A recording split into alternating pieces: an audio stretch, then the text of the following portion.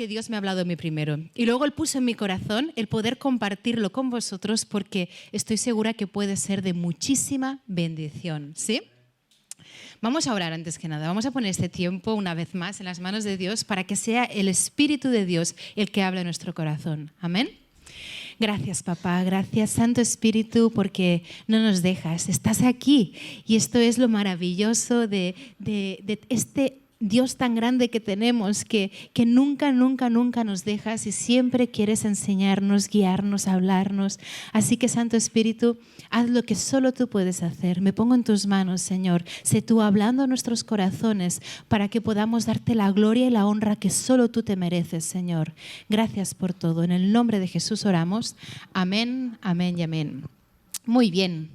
Pues yo sé que os he dicho muchísimas veces que a mí me encanta como predicador y maestro Dan Müller. Y alguien se ríe, ¿no? Como que lo vuelven a mencionar. Pero es que es un hombre que lo veo y veo realmente a Dios en él. Veo lo que es vivir el Evangelio. Veo qué es lo que significa, ¿no? Aquello que decía Pablo de imitadme a mí como yo imito a Cristo. Es una persona que desprende ternura, que desprende amor solo con su rostro, pero al mismo tiempo habla con autoridad la palabra de Dios. Me encanta. Y Dios se mueve a través de él de una manera impresionante. Para él es súper normal ir al supermercado, comprar pasta de dientes, ¿sí? Y de repente ponerse a hablar con el que está reponiendo las cosas, pues porque ve que le pasa algo, y entonces explica qué es lo que él tiene, se pone a orar por él y Dios lo sana. Eso es lo más normal en su día a día, ¿sí? Entonces, a mí me encanta escuchar sus enseñanzas, cómo vive con naturalidad. Lo que Dios nos enseña en este libro, que es la vida normal de un hijo de Dios. Y aunque a veces hay cosas que dice que me cuesta entender, pero ya os explico una vez que cuando esto sucede, ¿vale? Cuando algo pasa así, cuando alguien que dice algo que yo no entiendo, pero veo que proviene de alguien que tiene una relación con Dios que a mí me gustaría tener. Alguien que está viviendo lo que dicen estas palabras aquí en este libro. ¿Sí? Cuando veo que vienen de ese tipo de personas, no digo, esto no sé, no lo dejo, anda ya, esto no es así, ¿no? No lo desecho, sino que lo guardo en mi corazón y le pido a Dios que me muestre ¿por qué ese hijo o esa hija suya están diciendo esto? Le digo, Señor, ¿qué les has mostrado a ellos que yo no estoy viendo? ¿Es correcto lo que están diciendo? Quiero tener esa revelación. Y muchas veces digo que el mensaje de salvación, la palabra de Dios, es como un pastel, es un mismo pastel, pero con diferentes capas. Y cada capa está más rica, ¿sí? Y tú vas profundizando y diciendo, ¡wow! Y vas profundizando en la revelación de ese mismo pastel, ¿sí? Entonces, hay una cosa que Dan dice mucho y que yo decía, ¿será posible? Siempre dice, no tiene sentido un cristiano desanimado. Cuando un cristiano está cabizbajo, está deprimido, desanimado, está siendo engañado por el príncipe de este mundo. Y es porque ha dejado que su mirada se quitara de lo que realmente importa y la ha puesto en sí mismo. Siempre dice, es algo que siempre repite. Y yo decía, ¿será posible? ¿Es posible, Señor? Porque yo he escuchado muchos cristianos decir que se sienten frustrados, que están desanimados. Lo he escuchado algunas veces que estoy quemado, ya no puedo más. ¿Sí? Algunos hasta han dejado de congregarse, ya no quieren saber nada de Dios por la frustración que han tenido. Y yo a veces me he sentido también frustrada, decepcionada, cansada, ¿no? Pero venían a mi mente versículos como el de Gálatas 6:9, no nos cansemos pues de hacer el bien, porque a su tiempo segaremos, si no desmayamos. Y pensaba, ¿será posible no desmayar, Señor? ¿Será posible no cansarse? Y venían estos versículos a mi mente como el de Isaías 40:31. Pero los que confían en el Señor renovarán sus fuerzas, volarán como las águilas, correrán y no se fatigarán, caminarán y no se cansarán. Y todo el tiempo me venía esta imagen de un amanecer a mi mente, ¿sí? Que iba lentamente levantándose el sol. Y no iba a trompicones, ahora salgo, ahora me voy para atrás, ahora voy para adelante, ahora voy para atrás, ahora vuelvo a salir. ¿Sí? No era un amanecer como a brincos, sino que era constante. Constante, iba creciendo ese amanecer. Como dice el versículo de Proverbios 4:18, la senda de los justos se asemeja a los primeros albores de la aurora. Su esplendor va en aumento hasta que el día alcanza su plenitud. Y todo el tiempo pensaba, ¿será posible, Señor? ¿Se puede vivir así de forma constante? Porque lo he visto en algunos cristianos, pero pensaba, ¿será que son solo unos pocos elegidos, Señor? Y escuché en mi corazón que Dios me decía, solo con el combustible correcto. Digo, ¿con el combustible correcto? Y me vino esta imagen, ¿no?, de un coche al que le ponías el combustible que no toca. ¿Sí? ¿Sabéis que eso pasa más a menudo de lo que nos imaginamos? Equivocarse de combustible. Mirad, estuve buscando, ¿no?, a ver qué pasa cuando uno se equivoca de combustible. Porque claro, me decía, solo con el combustible correcto. Y mirad lo que encontré, ¿eh? Dice, allá por el año 2015, el RACE, el Real Automóvil Club de España, publicó un estudio en el que afirmaba que cada año casi 73.000 conductores se equivocan al echar el combustible en su vehículo. Y además es que esto ahora viene aún el recolmo. Dice, antes era más fácil equivocarse a la hora de repostar, ya que el diámetro de la boca del depósito era similar en un vehículo diésel o en otro de gasolina. Además, los broqueles de ambas mangueras eran idénticos en tamaño. Hoy, en cambio, las posibilidades de error son menores, porque la anchura de las bocas de combustible y de los broqueles son diferentes. El broquel de una manguera diésel es más ancho que el de una manguera de gasolina. Así que físicamente es casi imposible echar diésel en un motor gasolina. Sin embargo, en el caso contrario, introducir una manguera de gasolina en un depósito de diésel sí se puede, y de hecho se da con cierta frecuencia. Ya os digo, dijeron que unos 73.000 veces, ¿sí?, en un año pasa eso. Tela, ¿no? ¿Y sabéis qué sucede cuando te equivocas de combustible en un coche? Yo pensaba que no arrancaba el coche, pero sí, ¿sí? Lo que se ve que empieza a hacer ruidos, empieza a quejarse el coche, ¿sí? Y comienza a hacer ruidos muy raros, empieza a pegar tirones, trompicones, y entonces te cargas un montón de piezas que suelen ser bastante caras y se para. De la misma manera, puedes vivir como cristiano durante un tiempo con el combustible incorrecto, pero pronto comenzarás a quejarte, terminarás por estropear el motor y te quemarás, te agotarás. Sí, podrás continuar por un tiempo, pero a trompicones, pero finalmente te detendrás. Así que, ¿cuál es ese combustible correcto para los hijos y las hijas de Dios? ¿Os preguntáis eso? Yo me lo preguntaba, decía, entonces, ¿cuál es el combustible, Señor? Y me encanta porque cuando tú le planteas preguntas, inquietudes a Dios, luego estás leyendo su palabra y la respuesta salta, ¿sí?, delante de ti. Y Pablo me dio la respuesta en 2 Corintios 5, del 14 al 17, ¿vale? Dice Pablo, el amor de Cristo nos obliga. Esta palabra obliga, sineco, ¿vale? Y significa nos constriñe, nos aprieta, nos empuja. Es el concepto de estar cautivos, de estar presos para hacer algo, ¿sí? Es su amor el que nos impulsa. Dice, porque estamos convencidos de que uno murió por todos y por consiguiente todos murieron. Y Él murió por todos para que los que viven ya no vivan para sí, sino para el que murió por ellos y fue resucitado. ¿Sí? Este es el propósito, el objetivo global de la obra de Cristo, que los que vivan ya no vivamos para nosotros, sino para Él. Dice, así que de ahora en adelante no consideramos a nadie según criterios meramente humanos, según la carne, dicen otras versiones. Aunque antes conocimos a Cristo de esta manera, lo conocieron como humanos, dice, ya no lo conocemos así. Por lo tanto, si alguno está en Cristo, es una nueva creación. Lo viejo ha pasado, ha llegado ya lo nuevo. Amén. El combustible correcto no solo te impulsa, sino que te hace verte primero a ti mismo y luego a todos los que te rodean e incluso el propósito de esta vida desde una perspectiva completamente nueva.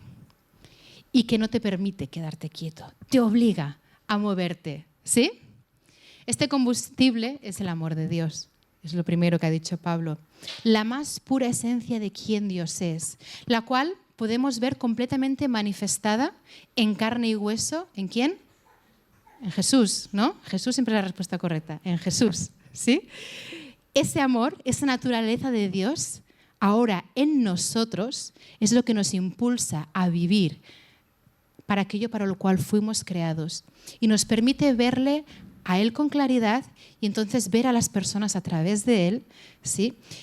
Y verlas más allá de su carne, verlas más allá de aquello incorrecto que puedan estar haciendo en ese momento. Te permite verlas por el valor que Dios ha puesto en cada uno de ellos. Y ese amor nos hace vivir de manera distinta. Y puede que alguien al escuchar lo que estoy diciendo ahora diga, ¿en serio? ¿Nos vas a volver a hablar del amor de Dios? Aquello que encontramos en Jesús, ¿en serio? Yo pensé lo mismo. Dije, ¿en serio, Señor? O sea, ¿quieres que les vuelva a hablar de esto? Y entonces empezaron a venir versículos a mi mente, como el de Hebreos 2.1 que dice, por eso es necesario que prestemos más atención a lo que hemos oído, no sea que perdamos el rumbo. No podemos descuidar esta salvación tan grande, como dice aquí en Hebreos mismo, en el versículo 3 un poquito más adelante. Por eso, si os fijáis, Pablo y Pedro insistían vez tras vez en sus cartas. No podemos pensar, eso ya lo he escuchado, ya lo he leído, ya me lo sé. Debes vivirlo. Debes convertirte en la palabra. Jesús es nuestro ejemplo a seguir, ¿sí? ¿Sí o no? Amén. Y dice que Él era la palabra hecha carne. Y no digamos, es que Él es Jesús y lo ponemos allí, ¿vale? O sea, dejemos de usar esa excusa para no hacer lo que este libro nos pide que hagamos. Porque Él vino para abrir el camino y ser el primero de muchos que teníamos que ir después. Por eso se le llama el primogénito de Dios. Y hasta Pablo nos dice que debemos ser esas epístolas, esas cartas vivas para que la gente pueda ver a Dios. ¿Amén? Tenemos que ser esa palabra de Dios vivida, hecha carne. ¿Amén? Porque ¿sabías que puedes conocer la palabra de Dios y no vivirla? Puedes conocer, puedes haber leído toda la Biblia y no tener intimidad con Dios. Y cuando estás en esa situación, cuidado, porque esa es una situación muy, muy delicada y peligrosa. Conocer la palabra de Dios y no tener intimidad con Él. De hecho, te aseguro que por mucho que tú creas que tienes el combustible correcto en tu motor, si no tienes tiempo de intimidad con Dios a diario, no te engañes porque no es así. No estás funcionando con el combustible correcto. Lo que te impulsa son tus propias fuerzas.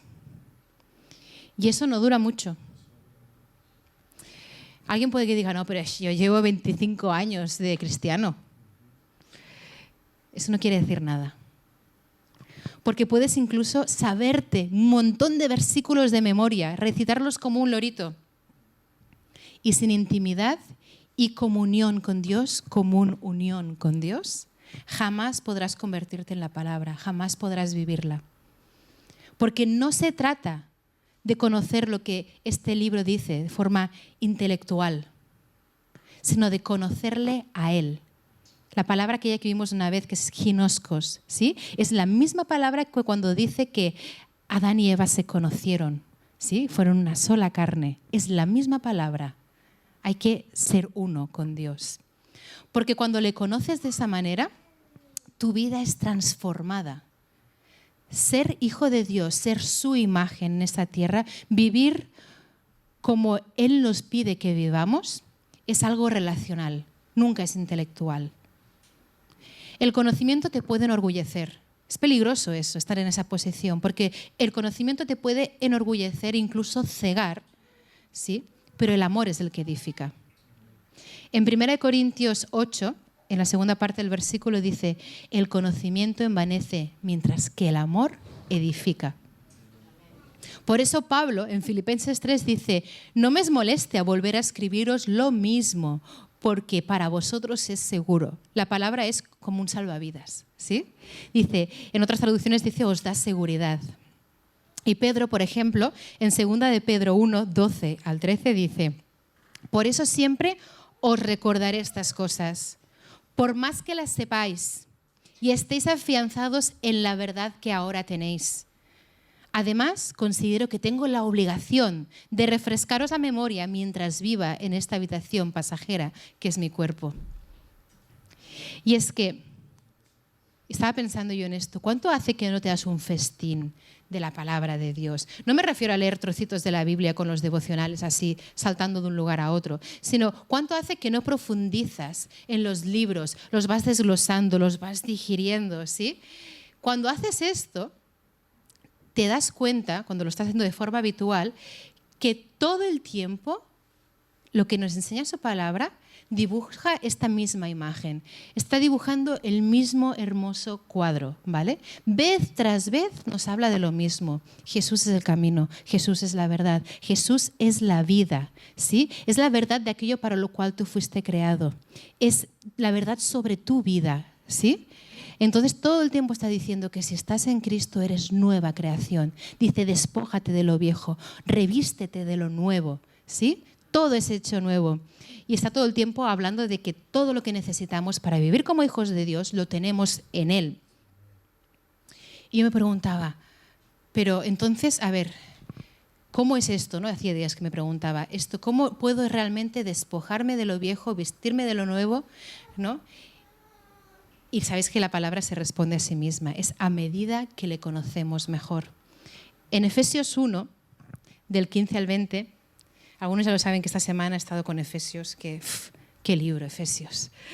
Dice Efesios 1, del 15 al 20, por eso yo, por mi parte, sí, aquí Pablo una vez más hablando, desde que me enteré de la fe que tenéis en el Señor Jesús y del amor que demostráis por todos los santos, me gustaría que paráramos aquí, porque esto a mí es como que digo, wow, o sea, nosotros oramos para que la gente tenga fe en nuestro Señor Jesús y cuando vemos ya que lo demuestra por el amor que tiene, por su iglesia, por los hermanos, decimos, ya está.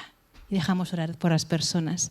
Y me encanta porque Pablo dice que desde que se enteró de eso es cuando no deja de dar gracias y orar por nosotros. Y digo, ¿y ahora por qué está orando? Vamos a verlo. Dice, no he dejado de dar gracias por vosotros al recordaros en mis oraciones. Y dice, pido que el Dios de nuestro Señor Jesucristo, el Padre glorioso, os dé el espíritu de sabiduría y revelación. ¿Para qué? Para que lo conozcáis mejor. Pero si han puesto su fe en el Señor, pues dice que lo tenemos que conocer mejor. Dice, pido también que os sean iluminados los ojos del corazón para que sepáis a qué esperanza Él os ha llamado. ¿Cuál es la riqueza de su gloriosa herencia entre los santos? ¿Sabemos lo que hemos recibido en Él? Dice, y cuán incomparable es la grandeza de su poder a favor de los que creemos. Y yo le decía a Endica, ¿lo sabemos? ¿Sabemos cuán incomparable es la grandeza de su poder a favor de los que creemos? Y me dijo, sí, amén. Y yo le dije, no, porque si lo supiéramos estaríamos haciendo milagros. Quiere que sepamos cuán incomparable es la grandeza de su poder a favor de los que creemos. Ese poder es la fuerza gloriosa y eficaz que Dios ejerció en Cristo cuando le resucitó de entre los muertos y lo sentó a su derecha en las regiones celestiales. ¿Somos conscientes? Es que me sale, ahora sé que lo digo mucho, pero me sale esa palabra. ¿Somos conscientes de lo que hemos recibido en Él? ¿Nos damos cuenta por qué no podemos detenernos ahí, en el momento de que ya está? He conocido al Señor, he puesto mi fe en Él, amo a mis hermanos. No podemos detenernos ahí. ¿Por qué tenemos que seguir conociendo más y más a Cristo? Mirad qué dice Efesios 3, 17 y 19. Dice, y pido que arraigados y cimentados en amor podáis comprender, junto con todos los santos, es decir, no es una cosa de uno, sino todos, cuán ancho y largo, alto y profundo es el amor de Cristo. En fin, que conozcáis ese amor que sobrepasa todo conocimiento. ¿Para qué? Para que seáis llenos de la plenitud de Dios. ¿Lo vemos? Se trata de mucho más que, ay, he recibido el amor de Dios, qué bien sienta, qué a gustito que estoy ahora. yo ya está, ya soy salvo. No podemos quedarnos ahí. Es su amor el que nos impulsa, el que nos abre los ojos a la verdad que era desde un comienzo. La verdad de quién es Dios, de quién eres tú ahora en Cristo, de cuál es su voluntad para ti y para este mundo, de qué es lo que Él quiere hacer en ti y a través de ti. Es lo que decía Pablo, que hemos visto en un comienzo. Es su amor, el que nos aprieta, el que nos constriñe, el que nos impulsa. ¿Sí? Ya no vemos a las personas como las veíamos antes. Las vemos con el propósito por el cual Dios las creó. Porque conocer su amor nos llena de Él, de su más pura esencia, de todo lo que Dios es. Fuimos creados a su imagen. Y cuanto más le conocemos, que nadie piense que ya lo conoce suficiente. Porque cuanto más le conocemos, más descubrimos nuestra auténtica identidad. Así que, ¿cómo es que soy lleno de la plenitud de esta divinidad tan grande que dice que hemos recibido en Cristo? Lo acabamos de leer, al tener común unión con Él, al conocerle. Lo hemos visto en el versículo 19. En fin, que conozcáis ese amor que sobrepasa nuestro conocimiento, para que seáis llenos de la plenitud de Dios. ¡Wow! ¿Sabes cuál es el mayor problema? Que fuimos cortados, fuimos separados de la fuente del amor, de aquel que es amor en su más pura esencia, de aquel que da sentido a nuestra existencia. Nosotros teníamos que dar carne y hueso a la más pura esencia de Dios. Teníamos que ser su imagen en este mundo, pero fuimos cortados, separados de aquel que da sentido a mi existir. Y apartados de Él, nada podemos hacer, nada. Lo que pasa es que desde ese fatídico día, el ser humano aprendió a vivir por sus propias fuerzas, o más bien a sobrevivir. Este mundo nos ha enseñado, nos ha entrenado para que vivamos por nuestras propias fuerzas. Y si no tenemos cuidado, veremos, sin darnos cuenta, por lo de un día se nos abrirán los ojos, que como hijos de Dios hemos estado viviendo de esa manera, por nuestras propias fuerzas. Y nunca jamás podrás vivir en la plenitud de lo que significa ser un hijo de Dios por tus propias fuerzas, con otro combustible que no sea ese amor, la más pura esencia de quién Dios es en ti, empujándote y fluyendo a través de ti. Debemos estar conectados a la fuente todos los días de nuestra vida. ¿Quieres vivir una vida plena? ¿Hay alguien aquí que no quiera una vida plena?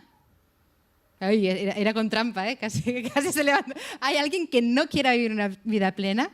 Y no te equivoques, ¿vale? No estoy vendiendo una vida del color de rosa, una vida de millonarios, de fama. No estoy hablando de eso, no tiene nada que ver con una vida plena. Me refiero a una vida que realmente te satisface, que te llena hasta lo más profundo de tu ser, que le da sentido a tu existencia. Una vida que por mucho que vengan tormentas, que por mucho que vengan problemas, por mucho que las cosas se pongan difíciles, tú puedes seguir adelante y tener paz. Y tener gozo, sí, gozo.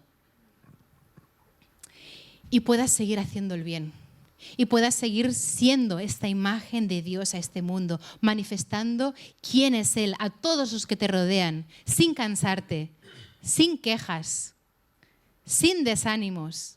Es posible, es posible. Dios jamás nos pediría que hiciéramos algo para lo cual Él no nos haya capacitado o no nos haya dado las herramientas que necesitamos para cumplirlo. Pero solo es posible con el combustible correcto. No es por obras, nunca se ha tratado de obras, no es por tus propias fuerzas. Todo debe fluir de esa posición de común unión con Dios Padre. De esa unión íntima, diaria, sí, diaria. ¿Cuántos días puedes pasar sin respirar? Quizás pases 5 minutos, los que tienen una apnea muy grande, pero no más, ¿sí? Diaria. Debemos conocer más a nuestro Señor Jesús y llenarnos de la plenitud de lo que significa ser hijo de Dios. La palabra de Dios dice en 1 de Juan 4:8 que el que no ama es porque no conoce a Dios. En otras palabras, el que no vive la más pura esencia de quién Dios es, el que no está siendo esta imagen de Dios en este mundo, es porque no le conoce. Ginoskos, conocerle con intimidad, ser uno con Él. No lo olvides, esto es muy importante, porque amar no es lo que el mundo llama amar. Te quiero, te amo, no significa te necesito. Haces que mi mundo gire, tú me completas, no me rompas el corazón. ¿Qué haría yo sin ti? Eso no es amor, no es amor. Te amo significa te amo, punto. Entrego mi vida para que tú te puedas levantar y brillar su gloria. Entregaré todo lo que Él es en mí para que todo lo que Dios ha puesto en ti pueda ser manifestado para su gloria, para su honra. Esto es amar. Entregar la vida por los demás, para que el maravilloso plan de Dios se manifieste en la vida de cada uno de sus hijos. Así que yo te animo a reflexionar hoy. ¿Por qué haces lo que haces? ¿Qué te impulsa? Porque cuando nos impulsa aquello que no es correcto, cuando no es el amor de Dios lo que nos impulsa, es un problema, aunque no te lo parezca. ¿Por qué haces lo que haces en todas las áreas de tu vida, En todas.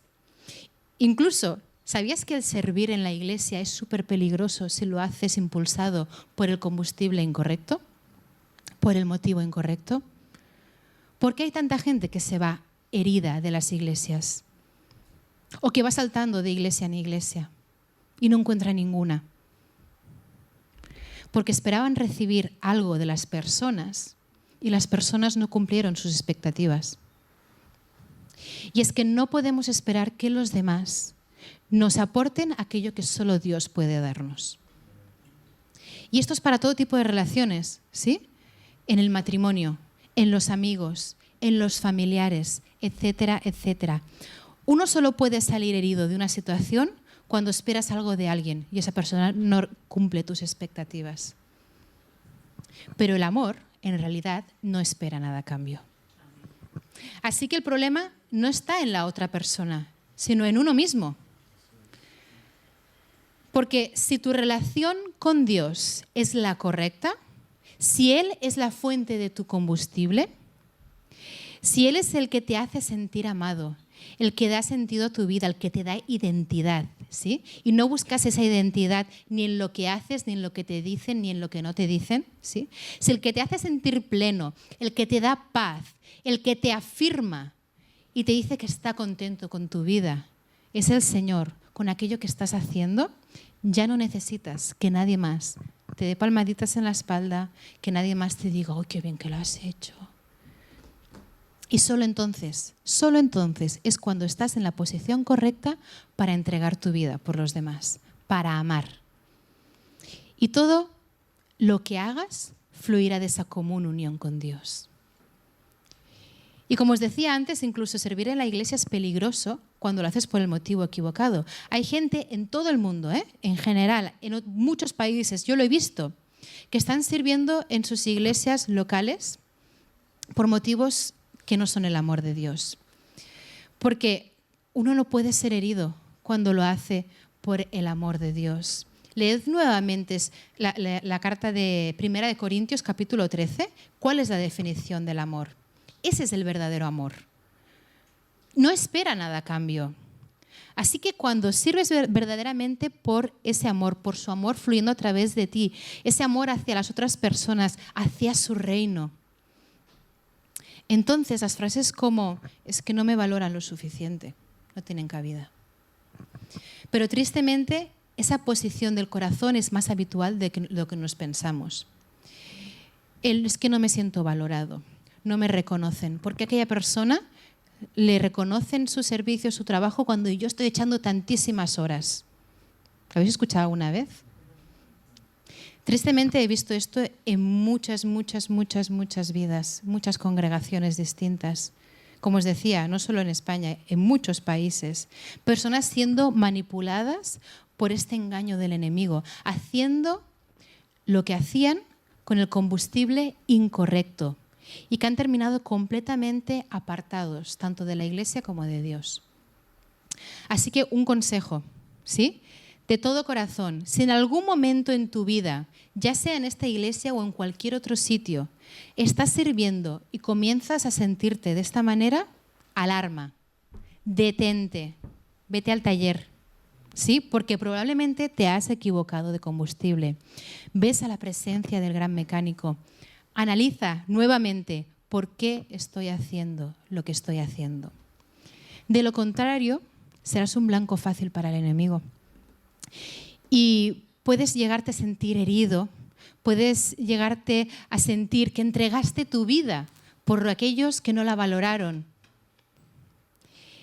Y te vas a ir de esa iglesia, porque en esa iglesia no recibiste lo que esperabas. Y luego irás a otra, pero ya irás cargado con esa herida, con los muros puestos, ¿sí? Ya irás a trompicones y haciendo ruido. Y entonces en esa iglesia va a pasar lo mismo.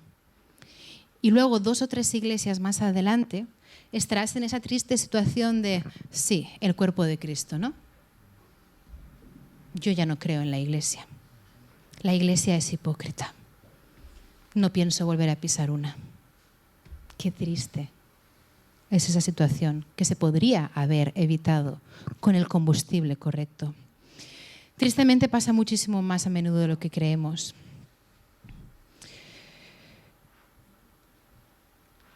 Y no solo pasa en la iglesia, en tu matrimonio. No es que el amor se acabó, no, perdona, el amor no se acaba. En tu matrimonio, con tus amigos, con tus familiares, en cualquier relación. Así que analiza, ¿qué te está impulsando? ¿Cuál es mi combustible? ¿Estoy usando el combustible correcto? O incluso, ¿por qué soy cristiano? ¿Por qué me llamo cristiano?